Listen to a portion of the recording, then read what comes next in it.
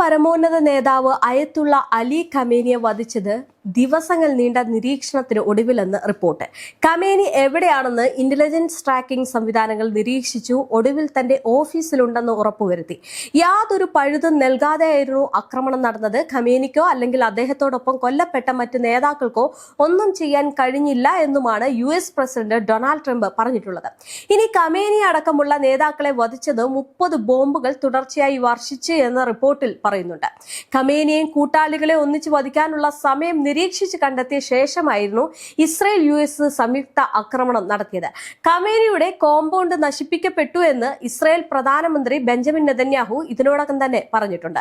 മാത്രമല്ല, ഇറാന്റെ സുരക്ഷയ്ക്ക് നേതൃത്വം നൽകുന്ന മുതിർന്ന അംഗങ്ങളെയെല്ലാം വധിച്ചെന്നാണ് ഇസ്രായേൽ പ്രതിരോധ സേന അല്ലെങ്കിൽ IDF എക്സിലൂടെ അറിയിച്ചിരിക്കുന്നത്. ഇറാനിലെ മുതിർന്ന പ്രതിരോധ ഉദ്യോഗസ്ഥനും സുരക്ഷാ ഉപദേശകനുമായിട്ടുള്ള Ali Shamkhani, Islamic Revolutionary Guard Corps commander Mohammad Pakpour, പ്രതിരോധ മന്ത്രി അസീസ് നസീർ സാദ തുടങ്ങിയ ബുദ്ധി കേന്ദ്രങ്ങളെ വധിച്ചു എന്നാണ് IDF അറിയിച്ചിട്ടുള്ളത്.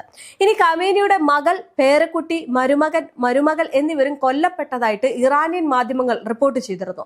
ആക്രമണം ആരംഭിച്ചതിനു ശേഷം ഖമേനിയെക്കുറിച്ച് യാതൊരു വിവരവും ഉണ്ടായിരുന്നില്ല.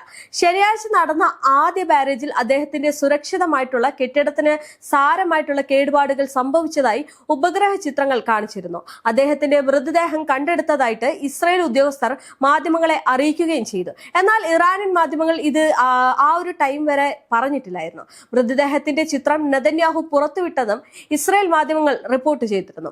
അയത്തുള്ള അലി ഖമേനി കൊല്ലപ്പെട്ടത് ശനിയാഴ്ച പുലർച്ചെയാണെന്നാണ് സ്ഥിരീകരണം. ഇറാന്റെ ഉന്നത സുരക്ഷാ നേതാക്കളായിട്ടുള്ള പ്രമുഖർ ടെഹ്റാനിലെ 2 സ്ഥലങ്ങളിലായിട്ട് യോഗം ചേർന്ന് ഇസ്രായേലിന്റെ മിലിറ്ററി ഇന്റലിജൻസ് ഡയറക്ടറേറ്റ് കണ്ടെത്തിയെന്നും അതിന് പിന്നാലെയാണ് അപ്രതീക്ഷിത ആക്രമണം നടത്തിയത് എന്നും ഇസ്രായേൽ പുറത്തിറക്കിയ പ്രസ്താവനയിൽ പറയുന്നുണ്ട്. മാത്രമല്ല, ഒരു സർപ്രൈസ് ആക്രമണമാണ് നടന്നത് എന്നും IDF അവകാശപ്പെടുന്നു. ഖമേനിയുടെ മരണവുമായി ബന്ധപ്പെട്ട വിവരങ്ങൾ കഴിഞ്ഞ ദിവസം രാത്രി പുറത്തു വന്നെങ്കിലും ഇറാൻ അത് നിഷേധിച്ച് രംഗത്തെത്തിയിരുന്നു. ഓഫീസിൽ വെച്ചാണ് ഖമേനി കൊല്ലപ്പെടുന്നത്. ഇറാനെതിരെ സൈനിക ആക്രമണം തുടരുകയാണെന്ന് US സെൻട്രൽ കമാൻഡ് നിലവിൽ അറിയിക്കുകയും ചെയ്യുന്നുണ്ട്. കൃത്യവും വേഗതയുമുള്ള ആക്രമണമാണ് നടക്കുന്നത് എന്നും ഇറാനെതിരെ സൈനിക നടപടി ഈ ആഴ്ച ഉടനീളം തുടരുമെന്നാണ് അറിയിപ്പ് നൽകിയിട്ടുള്ളത്. എന്തായാലും മിഡിൽ ഈസ്റ്റിൽ സമാധാനം കൈവരിക്കും വരെ തുടരുമെന്ന് പ്രസിഡന്റ് ഡൊണാൾഡ് ട്രംപ് പ്രതികരിച്ചിട്ടുണ്ട്. ഇതെല്ലാം നടക്കുമ്പോൾ ഇതുവരെ ഇല്ലാത്ത തിരിച്ചടിക്ക് ഒരുങ്ങുന്നുവെന്ന് IRGC പ്രതികരിച്ചു. ശനിയാഴ്ച പുലർച്ചെ വീട്ടിലെ ഓഫീസിലായിരുന്നു ഖമേനി ഉണ്ടായിരുന്നത്. എന്നാൽ ഖമേനി മരണപ്പെട്ടതോടെ ഇനി വലിയൊരു തിരിച്ചടിക്ക് IRGCയും ഒരുങ്ങുകയാണ്. ഇറാനിൽ ഇനി പുതിയ യുഗമെന്നാണ് സ്ഥാനഭ്രഷ്ടനാക്കപ്പെട്ട രാജകുടുംബത്തിന്റെ പ്രതികരണം എന്ന് പറയുന്നത്. അതായത് ഖമേനിയെ ചരിത്രത്തിൽ നിന്ന് തുടച്ചു നീക്കിയതായിട്ട് റസ പെഹ്ലവി പറഞ്ഞിട്ടുണ്ട്. ഈ സംഭവം നടക്കുമ്പോൾ ഇറാനിയൻ US ഇസ്രായേൽ സംയുക്ത ആക്രമണം തുടരുക തന്നെയാണ് ചെയ്യുന്നത്. അതായത് പടിഞ്ഞാറൻ മധ്യ ഇറാനിലെ 30 ലക്ഷ്യങ്ങളിലാണ് ഇറാൻ ആക്രമണം നടത്തിയത്. വ്യോമ പ്രതിരോധ സംവിധാനങ്ങൾ, സൈനിക കേന്ദ്രങ്ങൾ, മറ്റ് ഇറാൻ കേന്ദ്രങ്ങൾ എന്നിവിടങ്ങളിലാണ് ആക്രമണം ഉണ്ടായത് എന്നും ഇസ്രായേൽ സൈന്യം വ്യക്തമാക്കുന്നുണ്ട്.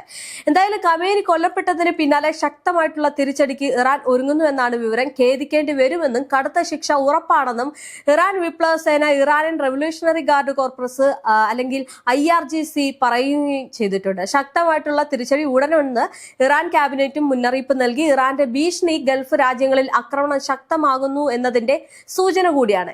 ഇറാനിൽ താൽക്കാലിക ഭരണകൂടം അധികാരമേൽക്കുകയും ചെയ്തു. പ്രസിഡന്റും ജുഡീഷ്യറി മേധാവി ഉൾപ്പെടെ 3 അംഗങ്ങളാണ് സമിതിയിലുള്ളത്. ഇനി ഇറാന്റെ ചരിത്രത്തിലെ ഏറ്റവും വിനാശകരമായിട്ടുള്ള ആക്രമണം ആരംഭിച്ചു കഴിഞ്ഞതായി IRGCയുടെ പ്രസ്താവനയിൽ പറയുന്നുണ്ട്.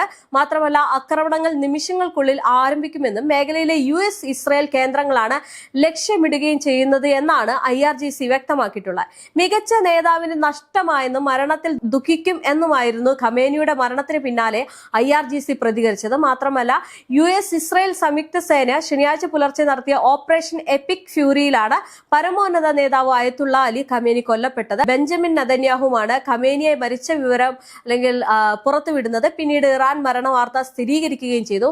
ഈ ഒരു സാഹചര്യത്തിൽ എന്തായാലും IRGC രംഗത്തെത്തുകയാണ്. വലിയ രീതിയിലുള്ള ഒരു തിരിച്ചടി കൊടുക്കും.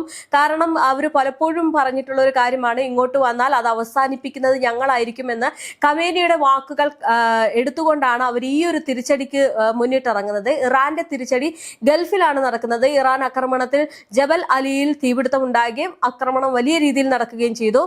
ഇനി ദുബായ് തുറമുഖത്തും തീപിടുത്തം റിപ്പോർട്ട് ചെയ്തിട്ടുണ്ട്. ദുബായ് വിമാനത്താവളത്തിന് നേരെ ആക്രമണം ഉണ്ടായതായിട്ട് റിപ്പോർട്ടുകൾ വരുന്നുണ്ട്. ടെർമിനലിന് നേരിയ ചെറിയ കേടുപാടുകൾ പറ്റിയിട്ടുണ്ട്. അവിടെ 4 പേർക്ക് പരിക്കേറ്റതായും കുവൈറ്റ്, ബഹ്റിൻ വിമാനത്താവളങ്ങൾ ആക്രമിച്ചതായിട്ടും പറയുന്നുണ്ട്. എന്നാലും വലിയ രീതിയിലുള്ള ഒരു ആക്രമണം തന്നെയാണ് IRGC പുറത്തുവിടുന്നത്.